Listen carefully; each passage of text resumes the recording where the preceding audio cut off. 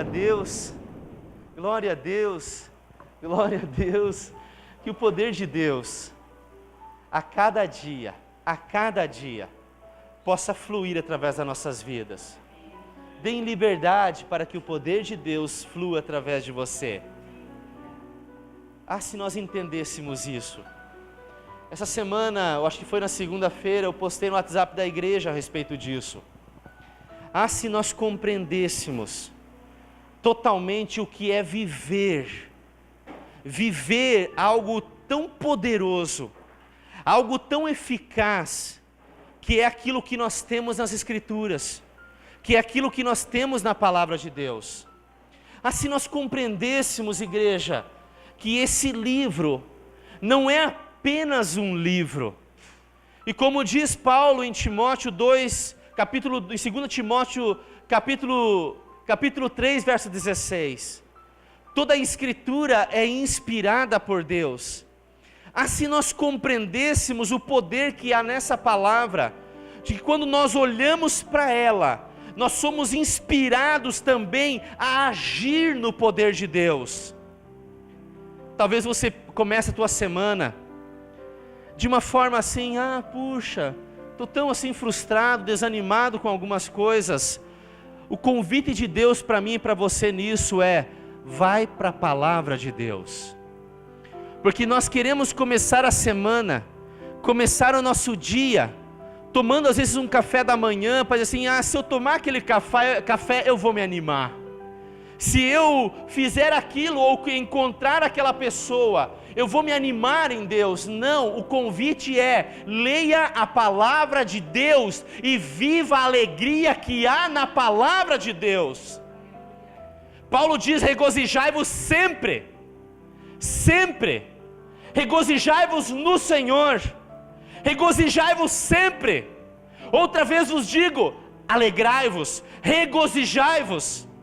Vai para a palavra de Deus, igreja. Sabe onde é a nossa fonte de alegria? Na palavra de Deus.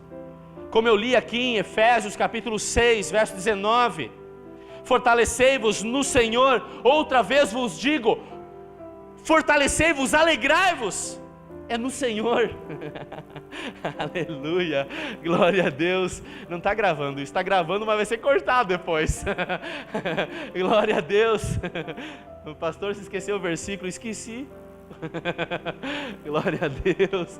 Aleluia. Depois ali, né? Glória a Deus. Abra sua Bíblia nessa noite em Mateus capítulo 13. Você que está com a palavra de Deus, você que trouxe a palavra de Deus, abre em Mateus capítulo 13, verso 1 em diante. Aleluia. Se alegre, igreja. Se alegre no Senhor. Se alegre. Nós somos mais do que vencedores por meio daquele que nos amou. Mateus capítulo 13, verso 1 em diante. Tendo Jesus saído de casa naquele dia, estava assentado junto ao mar. E ajuntou-se muita gente ao pé dele, de sorte que entrando num barco, se assentou. E toda a multidão estava em pé na praia. E falou-lhes de muitas coisas por parábolas, dizendo: eis que o semeador saiu a semear. E quando semeava, uma parte da semente caiu ao pé do caminho, e vieram as aves e comeram-na. E outra parte caiu em pedregais, onde não havia terra bastante. E logo nasceu, porque não tinha terra funda. Mas vindo o sol, queimou-se e secou-se, porque não tinha raiz. E outra caiu entre espinhos, e os espinhos cresceram e sufocaram-na. E outra caiu em terra boa, e deu fruto, um a 100, outro a 60, e outro a 30. Quem tem ouvidos para ouvir, que ouça. Verso 18 ao verso 23. Escutai, vós, a parábola do semeador. Ouvindo alguém a palavra do reino, e não entendendo, Vem o maligno e arrebata o que foi semeado no seu coração. Este é o que foi semeado ao pé do caminho. Porém, o que foi semeado em pedregais é o que ouve a palavra e logo a recebe com alegria, mas não tem raiz em si mesma. Antes, é de pouca duração, e chegada a angústia e a perseguição por causa da palavra, logo se ofende. E o que foi semeado entre espinhos é o que ouve a palavra, mas os cuidados deste mundo e a sedução das riquezas sufocam a palavra e fica infrutífera. Mas o que foi semeado em boa terra é o que ouve e compreende a palavra e dá fruto. E um produz 100, outro 60 e outro 30. Pai, esta é a tua palavra, Senhor. Palavra viva e eficaz. Que a tua palavra, Senhor, tão poderosa, possa realmente falar conosco nessa noite. Que a obra do teu Espírito possa realmente transformar as nossas vidas. Espírito de Deus, tu és aquele que nos convence do pecado, da justiça e do juízo. Que a tua obra possa ser poderosa em cada um de nós. E nós abrimos o nosso coração nessa noite, Senhor, para que a palavra do Senhor, que essa semente possa entrar em nós e possa fazer essa grande obra em nome de Jesus. Aleluia. Parábola significa colocar lado a lado. Parábola é uma comparação. Parabolais, em grego, trata-se de uma história ou comparação colocada lado a lado, com algum outro conceito, a fim de esclarecer uma lição. Para os judeus, a parábola era um dito sábio, um enigma e uma linguagem de sabedoria. A parábola, ela é predominantemente simbólica. Jesus, ele se usou desse método cerca de 40 vezes registrado nos evangelhos. As parábolas, elas são ilustrativas, mas com uma mensagem lógica, e nem todas as parábolas Jesus, ele interpreta. A maioria delas, a maioria das parábolas, Jesus ele encerra dizendo: quem tem ouvidos para ouvir, ouça. Outras vezes Jesus encerra as parábolas dizendo: atentai no que ouvis. Outras vezes ele diz: vê depois como ouvis. E em Mateus capítulo 25, na parábola das 10 virgens, Jesus encerra dizendo: vigiai, pois não sabeis o dia e nem a hora. A parábola para Jesus, ela tinha uma mensagem a transmitir. Embora essa mensagem, nem todas as vezes, ela tinha essa interpretação. Se você olhar novamente para o texto de Mateus capítulo 13, até o versículo 9, a Bíblia diz então que Jesus conta essa parábola e ninguém compreendeu o sentido da parábola. E Jesus, diz a Bíblia, ele deixa a multidão. Atente para isso, igreja. Jesus então deixa a multidão. Os discípulos seguem Jesus. E agora, em um lugar reservado, os discípulos perguntam assim: mestre, explica-nos, porque nós não entendemos. E Jesus então olha para eles e diz: a vocês é colocado então a revelação, o propósito, o entendimento da parábola. do sentido daquilo que eu estava falando. Na parábola do semeador, ele explica a mensagem, e agora ele deixa então para os discípulos desenhada a sua interpretação. A semente é a palavra de Deus, e para Jesus, a palavra de Deus, ela é viva e eficaz. Em Hebreus 4:12, a Bíblia diz que essa palavra,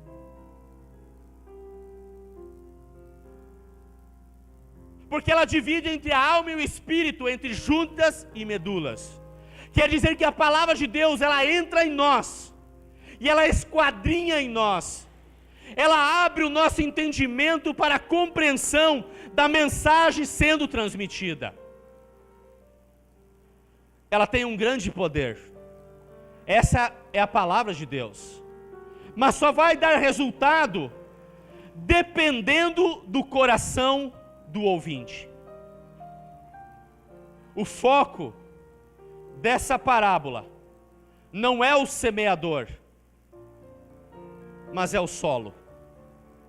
O foco da mensagem não é Deus, mas é aquilo que nós fazemos com a palavra de Deus.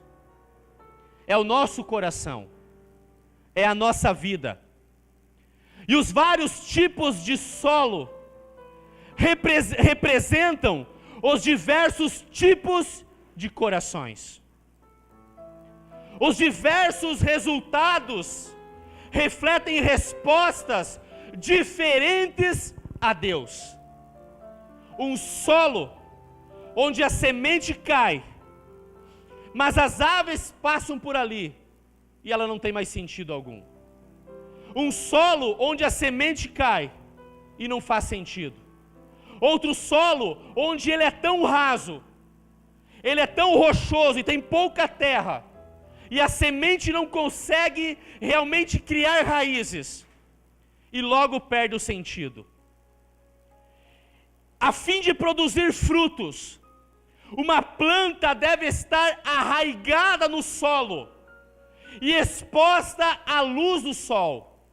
O sol só faz secar a planta que não tem raízes. O sol, ele é importante para uma planta, mas a planta só seca porque ela não tem raízes.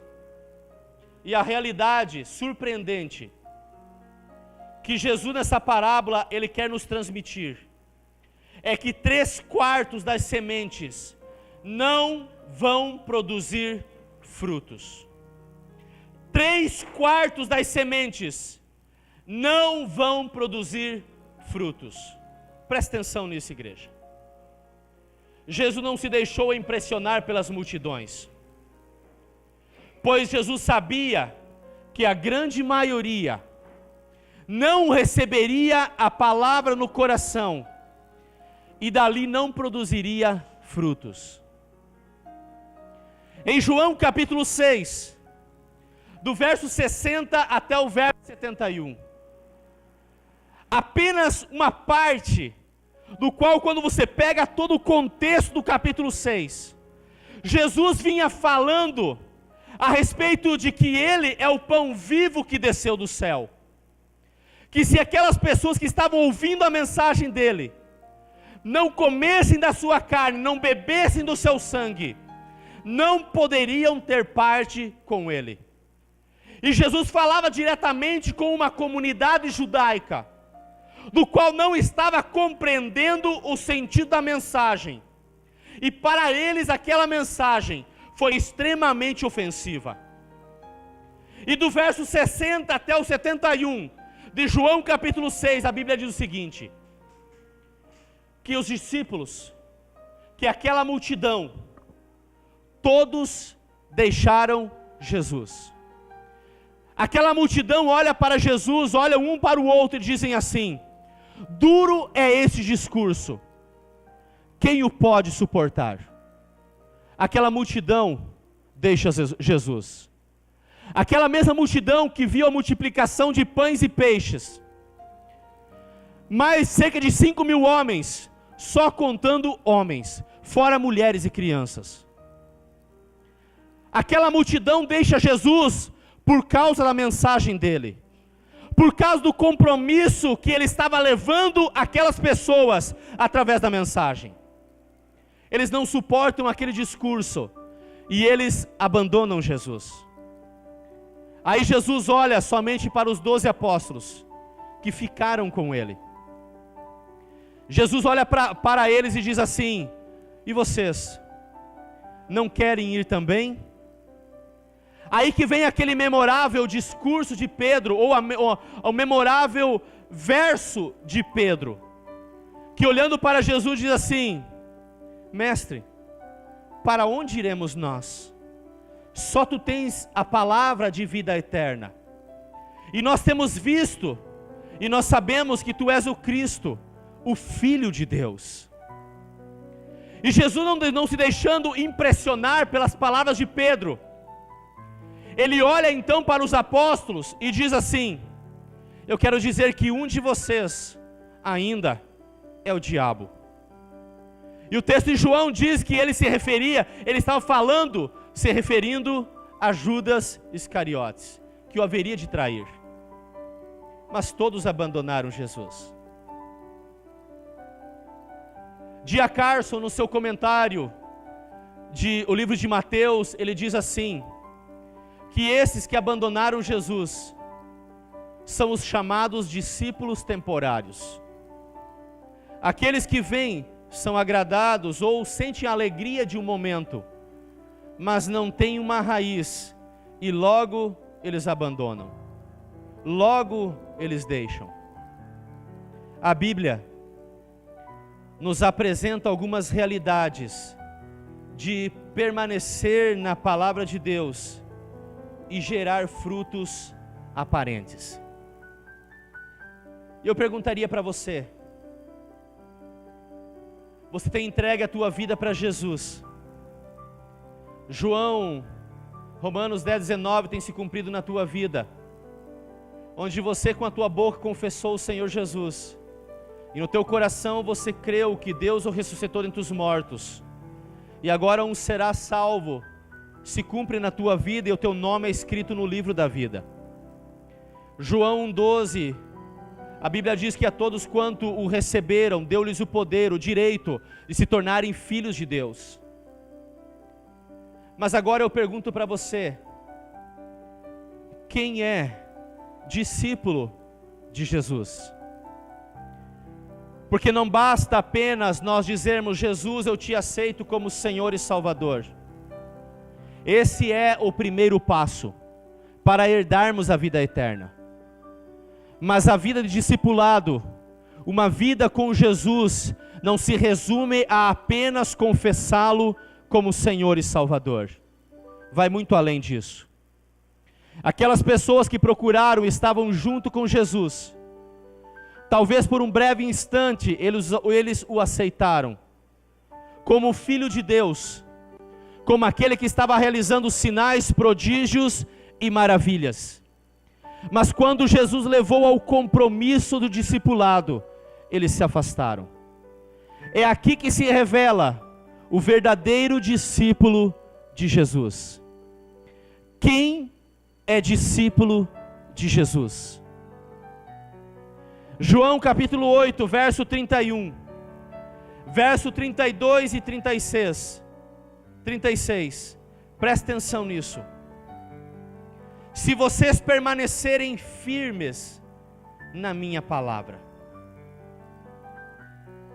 Jesus, ele é muito claro. João capítulo 8,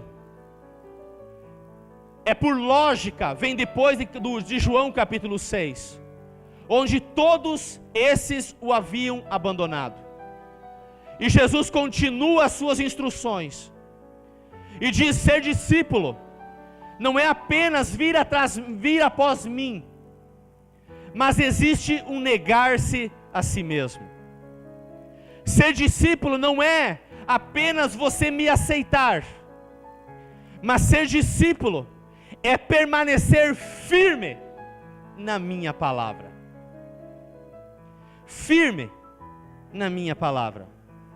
O apóstolo Paulo, em 1 Coríntios 15, 58, ele diz assim: amados irmãos, sede firmes e constantes, sempre abundantes na obra do Senhor, sabendo que o vosso trabalho no Senhor não é vão. A Bíblia fala muito sobre nós sermos firmes, não nós sermos volúveis, mas termos uma firmeza. Se vocês permanecerem firmes na minha palavra, verdadeiramente serão meus discípulos.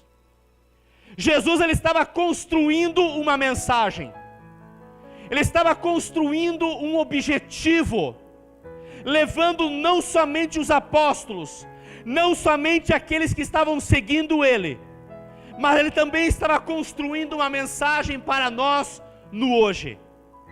Permanecer firme, firme na palavra dele, aí nós seremos verdadeiramente discípulos.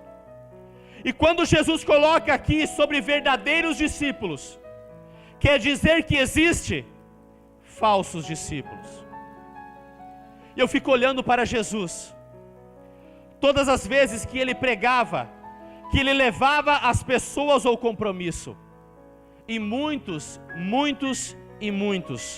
aos poucos o deixando, mas também muitos, compreendendo a mensagem, permaneciam aliançados com ele, firmes com ele.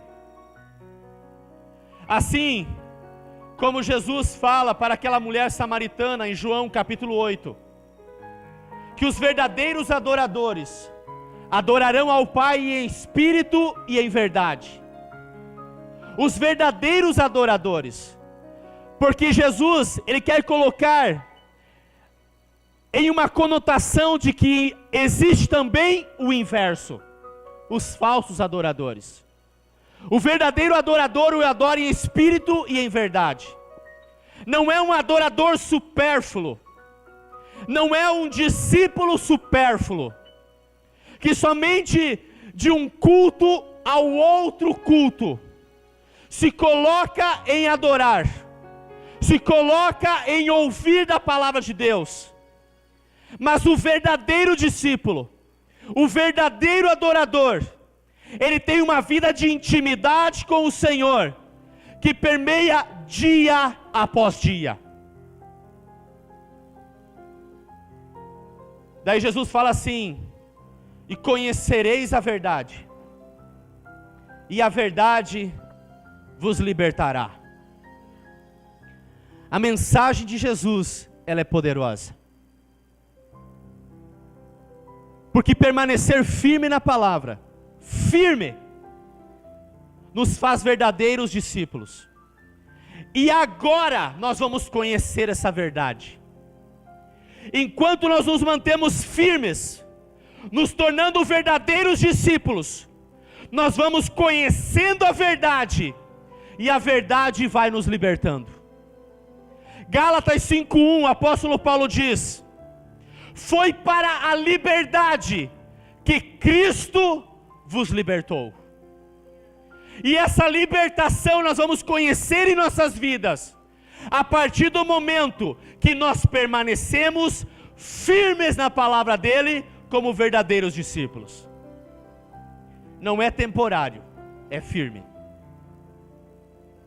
Daí ainda Jesus fala, no verso 36 de João capítulo 8, portanto, se o Filho vos libertar, verdadeiramente sereis livres. Verdadeiramente sereis livres. Eu queria que você compreendesse totalmente isso. De uma vida com Jesus. É interessantíssimo a Bíblia. É fascinante as Escrituras. O apóstolo Pedro foi um dos primeiros. Se o ministério de Jesus foi cerca de 3 anos e meio, e o apóstolo Pedro, junto com André, com Tiago, com Natanael, eles foram os primeiros a abandonarem algumas coisas para seguir Jesus, para se tornarem verdadeiros discípulos. É interessante que lá no finalzinho, Jesus olha para Pedro e diz assim: Pedro, quando tu se converteres, ajuda teus irmãos. 3 anos e meio, Pedro e os outros andando com Jesus, não haviam ainda se convertido. A conversão, ela não é imediata. A salvação, ela é uma obra imediata em nossas vidas. Que nós fazemos da salvação algo que vai perdurar em nós. Nós então permanecendo firme em Jesus. E ao permanecer então firme nele, a verdade dele vai nos libertando. E aí entra a obra de regeneração em nossas vidas. Em João capítulo 3, Jesus encontra um homem chamado Nicodemos à noite. Um homem mestre na lei, príncipe em Israel. E Jesus fala assim para ele: se você não nascer de novo, você não poderá ver o reino de Deus. Esse nascer de novo é a obra da regeneração em nós. Ele fala assim, Nicodemos não entendendo, ele diz: como pode um homem sendo adulto, alguém sendo adulto, voltar para o ventre da sua mãe e nascer de novo? E Jesus se usava de uma metáfora. Daí Jesus olha para Nicodemos e diz: você sendo mestre em Israel, você não entende isso? Se você não nascer da água e do Espírito, você não verá o reino dos céus. Quando você aceita Jesus, conforme Efésios capítulo 1 diz, o Espírito de Deus vem habitar em você. O Espírito de Deus que te convence do pecado, da justiça e do juízo. É esse Espírito de Deus que dentro de você, habitando em você, começa a transformar a tua vida, se você permanecer firme na palavra de Jesus. Se você permanecer firme e constante, o Espírito de Deus começa a transformar a tua vida. Essa é a obra do nascer de novo, é a obra da regeneração. Esses é solo fértil e darão muito fruto. Esses é aquele que, se o Filho vos libertar, verdadeiramente sereis livres. Quando você se sente livre das amarras desse mundo, livre dos conceitos desse mundo, livres do sistema pecaminoso desse mundo, então você pode ter a certeza de que a obra da regeneração se tornou eficaz na tua vida, porque você foi um solo que deixou a palavra, a semente da palavra, cumprir o bom propósito. Quem aqui é discípulo de Jesus? Quem é discípulo de Jesus? Permanecer firme, permanecer constante, permanecer na palavra, permanecer no Senhor, permanecer na instrução dEle. E eu pergunto também para você: quem aqui ama o Senhor Jesus? Quem ama o Senhor? Em João capítulo 14, verso 21 e 23, Jesus diz assim: quem tem os meus mandamentos e lhes obedece, esse é o que me ama. Eu posso aqui na frente, como pastor, dizer: Jesus, eu te amo. Eu te amo pela forma como o Senhor se entregou por mim. Eu te amo porque o Senhor me amou primeiro. Mas esse eu te amo, Jesus ele deixa bem claro: quem tem os meus mandamentos e lhes obedece, esse é o que me ama. Aquele que me ama será amado de meu Pai, e eu também o amarei, e me revelarei a ele. Se alguém me ama, obedecerá a minha palavra. Meu Pai o amará. Nós viremos a ele e faremos nele morada. Quem aqui quer ser morada de Deus? Quem quer ser morada de Jesus? Então obedeça a palavra de Jesus. Você obedecer, guardar os mandamentos de Jesus, isso te faz uma pessoa que ama Jesus. Que nós possamos expressar com as nossas atitudes e não apenas com as nossas palavras. Hoje você vê muitos dizendo: eu amo a Deus. Você vê muitos dizendo: eu amo Jesus, mas não obedece à palavra de Jesus, não cumpre com a palavra de Jesus. E eu quero, igreja, que você abra o teu coração para essa mensagem. Eu quero que você abra o teu coração para essa palavra. Eu quero que você abra a tua vida para essa mensagem. Jesus quer morar em você. Jesus, Deus, quer morar em você. Mas depende, sabe de quem para morar em nós? De você, de mim e de você. Em João 14,15, Jesus diz assim ainda: se vocês me amam, obedecerão os meus mandamentos. 1 João 5,3, nisto consiste o amor a Deus. Nisso consiste o amor de Deus. O amor de Deus para nós é Jesus ter morrido na cruz para nos salvar, mesmo nós sendo pecadores. Esse é o amor de Deus.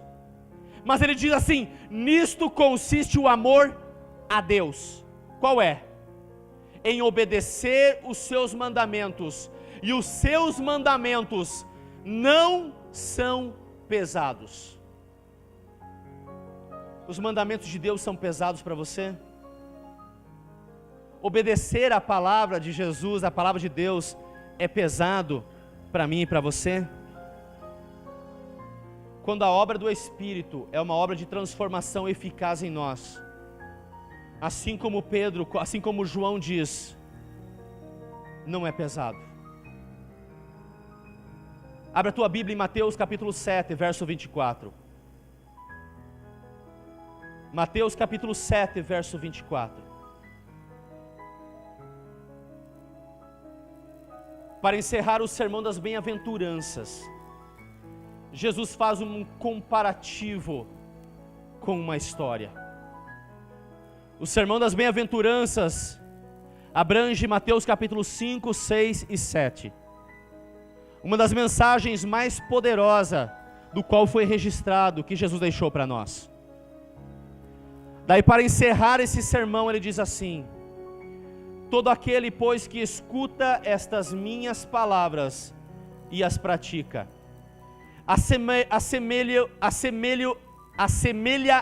assemelha-lo-ei ao homem prudente, que edificou a sua casa sobre a rocha.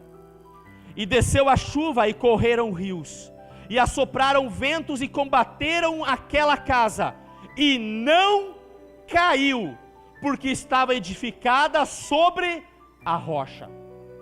Ao homem prudente, que ouve estas minhas palavras e pratica.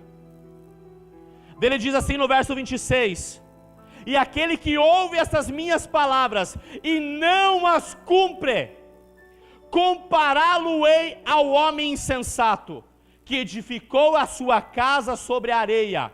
Desceu a chuva, correram rios, assopraram ventos, e combateram aquela casa, e caiu, e foi grande a sua ruína, grande a sua queda. Qual é o paralelo aqui?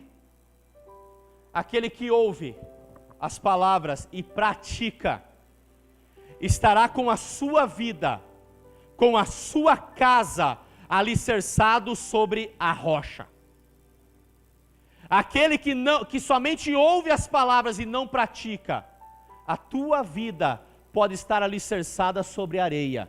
E quando vier tempos difíceis, se prepare, porque a ruína será grande. E eu pergunto para você,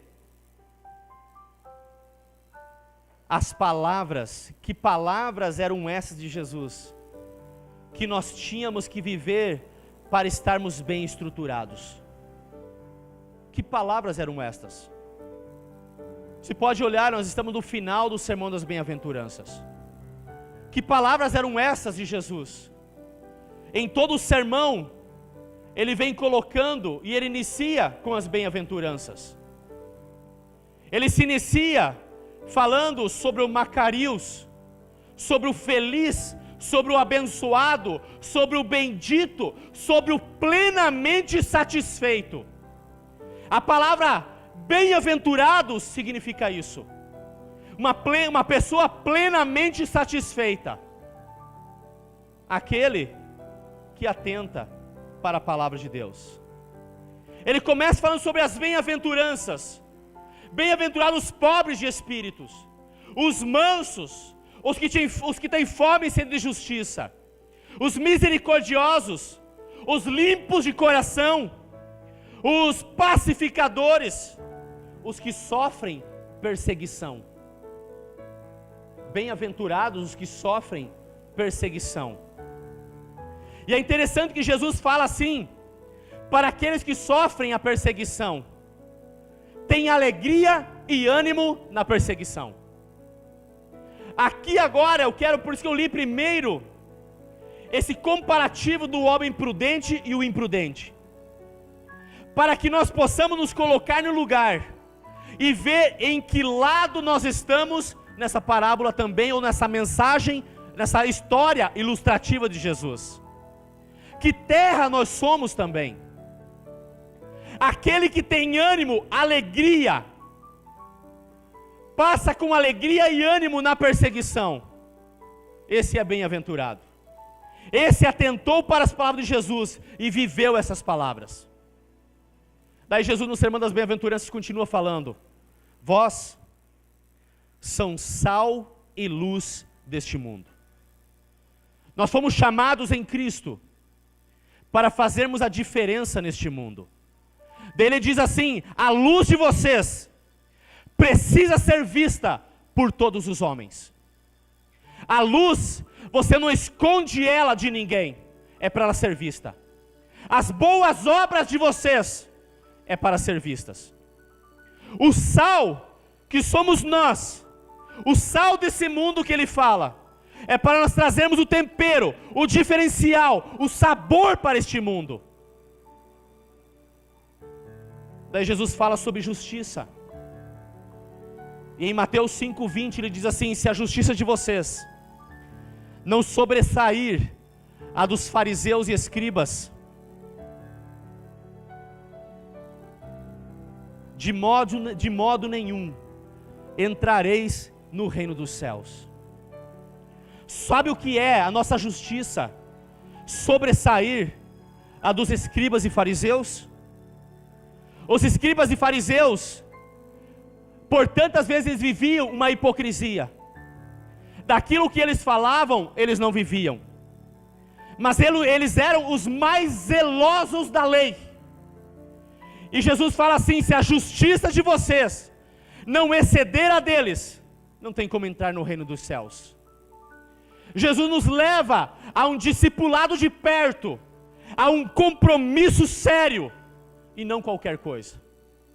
O mundo de hoje, a nossa sociedade de hoje, o nosso Brasil hoje, espera muito da justiça através de nós.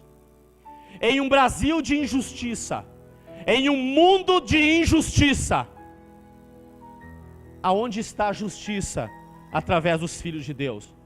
O que tem te corrompido? O que te leva para longe da palavra de Deus? Aonde está o sal? Onde está a luz? E olha só,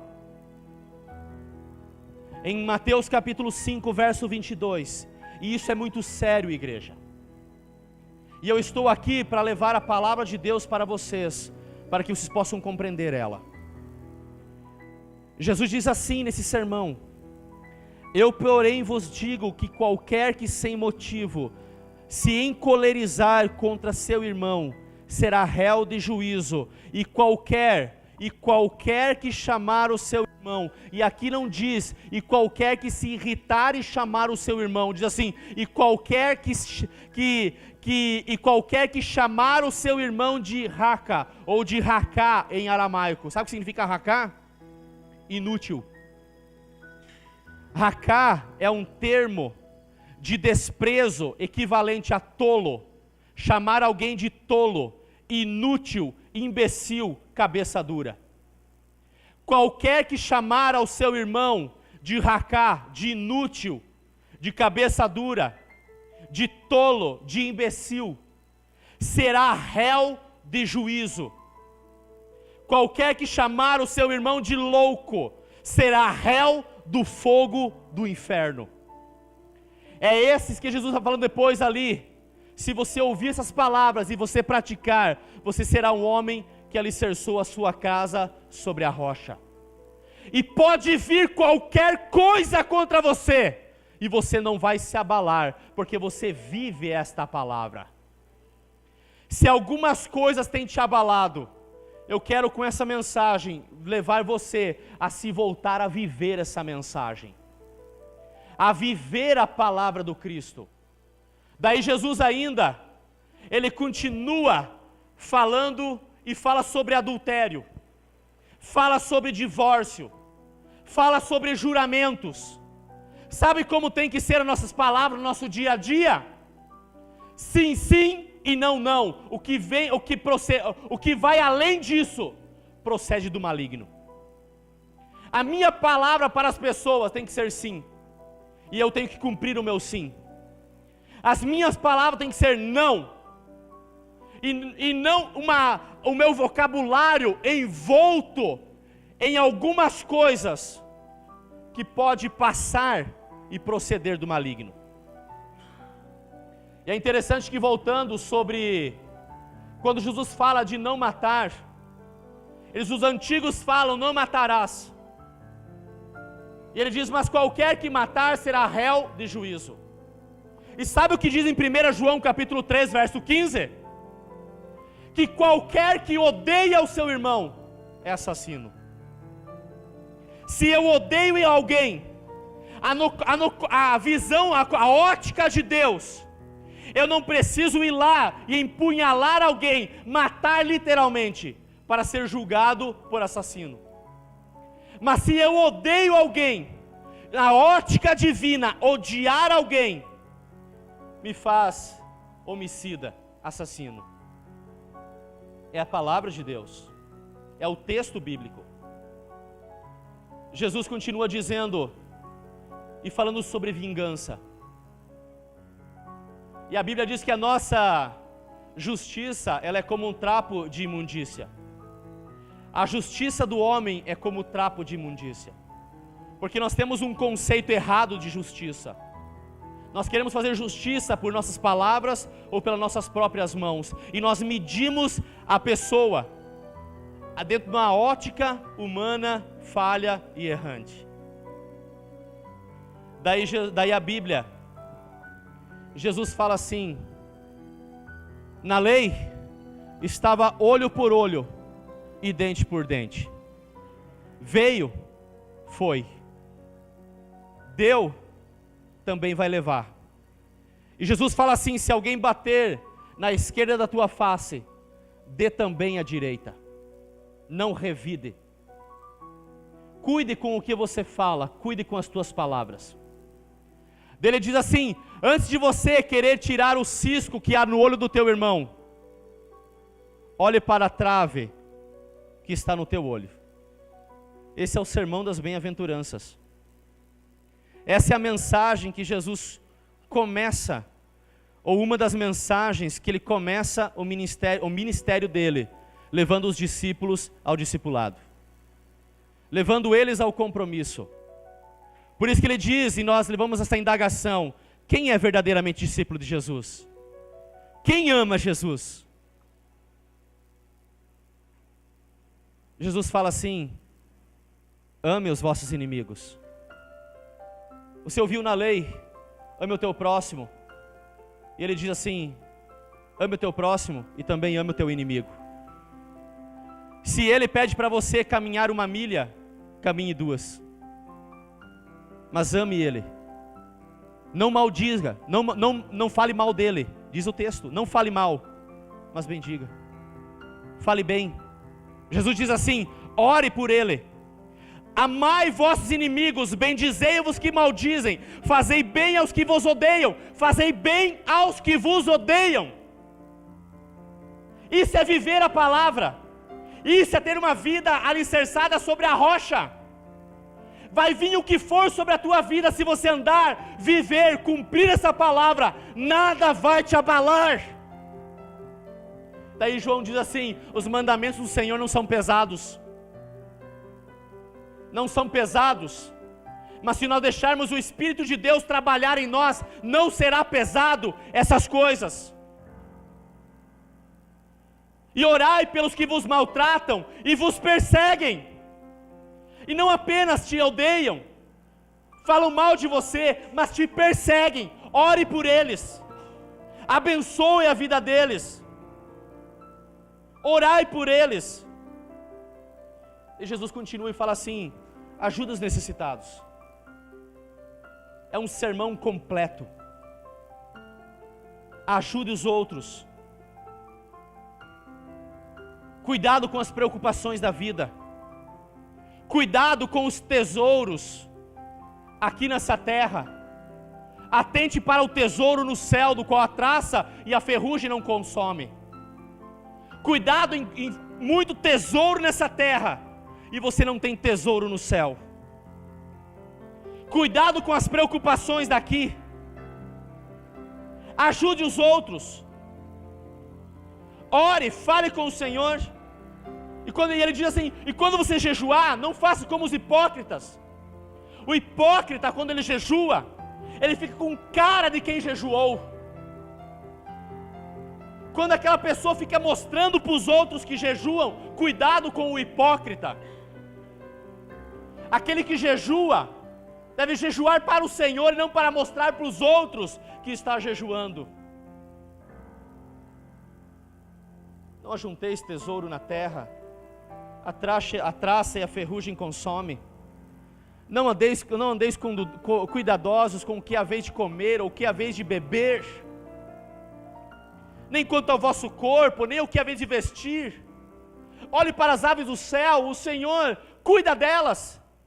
Olha para os lírios do campo, nem Salomão em toda a sua glória se vestiu como elas. Quanto mais o Pai Celestial não vai cuidar de vocês, homens de pouca fé. Viva a palavra.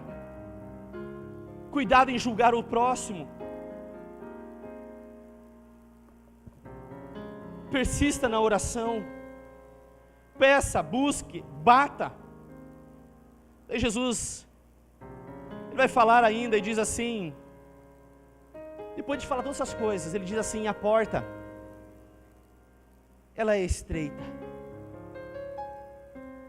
A porta que leva para a vida eterna, ela é estreita, e poucos a encontram. Poucos vão passar por ela, porque essa porta é uma vida de renúncia. Você não pode levar coisas junto. A porta é estreita. Ele diz: larga é a porta que leva para a perdição, é larga, e ali pode tudo, e você pode levar tudo, e ali você pode de tudo.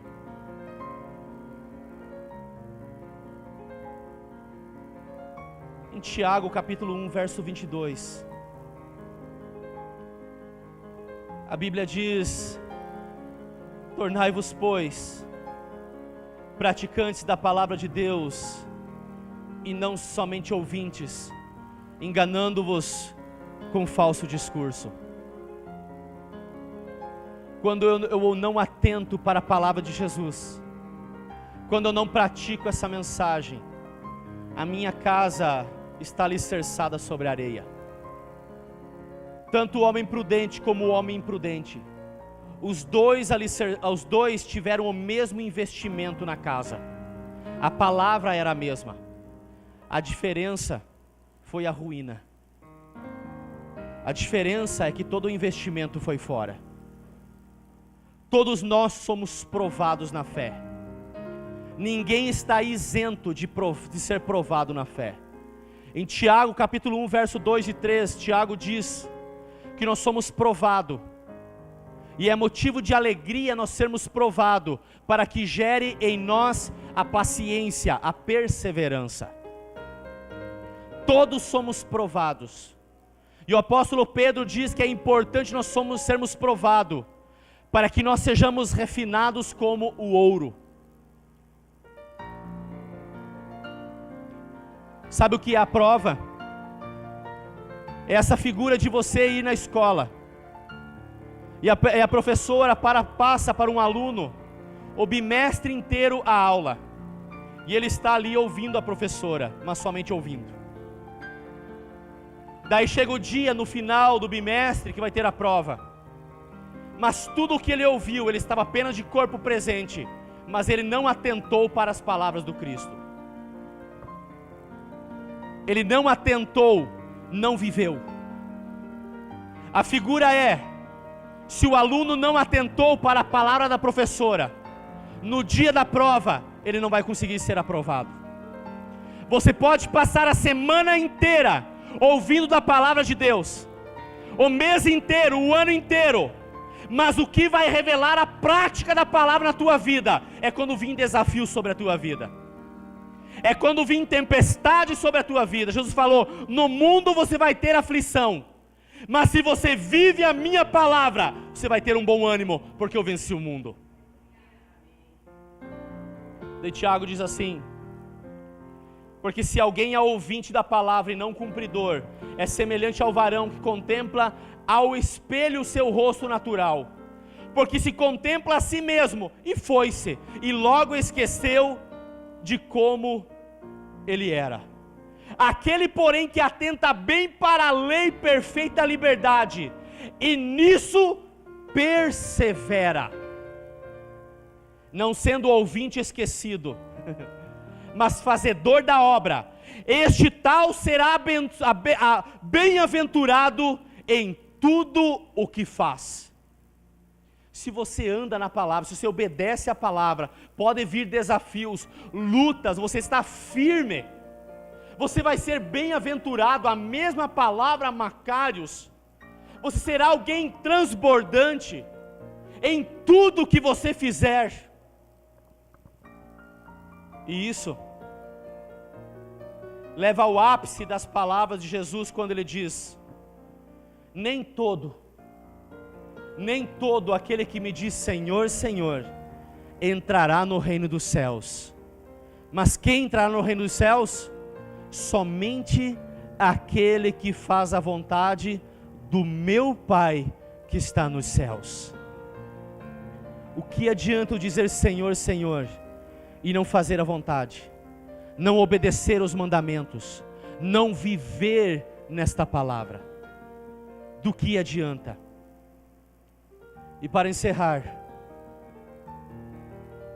o fruto é a prova da verdadeira prática da palavra de Deus. A evidência de você amar Jesus é você obedecer os mandamentos dele, viver a palavra dele. E o fruto é a verdadeira prática da palavra de Deus. Mateus capítulo 7, verso 16: pelos seus frutos os conhecereis. O fruto inclui santidade. Romanos 6, 22, a Bíblia diz: agora porém, libertos do pecado, transformados em servos de Deus, tendes o vosso fruto para a santificação e por a vida eterna. 1 Pedro 1,16: sede santos, porque eu, o vosso Deus, sou santo. Hebreus 12,14: buscai, segui a paz com todos e a santificação, sem a qual ninguém verá a Deus. Se você não buscar se santificar, ser imitador de Deus, como está em Efésios 6:1, não verá a Deus. Essa é a palavra de Deus. O fruto, um solo que gera fruto, muda caráter. Gálatas 5:22 diz assim: o fruto do Espírito. Você é o solo, a semente é a palavra, e o Espírito de Deus gera o fruto. E ele fala assim: o fruto do Espírito é paz, amor, alegria, longanimidade, benignidade, bondade, fidelidade, mansidão, domínio próprio. E ele diz: e contra essas coisas não há lei. O fruto leva à prática de boas obras. Colossenses 1:10, a Bíblia diz: a fim de viverdes de modo digno do Senhor, para o seu inteiro agrado, frutificando em toda boa obra e crescendo no pleno conhecimento do Senhor. O fruto faz parte dos verdadeiros adoradores. O fruto faz parte de uma vida de mudança de caráter, de uma verdadeira prática da palavra de Deus, de alguém transformado. E o fruto também faz parte de um verdadeiro adorador. Hebreus 13:15, a Bíblia diz: por meio de Jesus, pois ofereçamos a Deus sempre, não é num domingo ou no outro domingo, não é num culto ou no outro culto. Por isso que o verdadeiro adorador adora o Pai em espírito e em verdade. Ele fala assim: sempre sacrifício de louvor, que é fruto de lábios que confessam o seu nome. Quando você está adorando, você está confessando o nome do Senhor. Isso te torna um verdadeiro adorador, fruto do Espírito na tua vida, fruto dessa semente plantada em um solo fértil. Amada igreja, Jesus, nessa parábola, ele diz assim: quem tem ouvidos para ouvir, que ouça. Jesus, ele não impõe nada sobre você, ele te dá uma direção.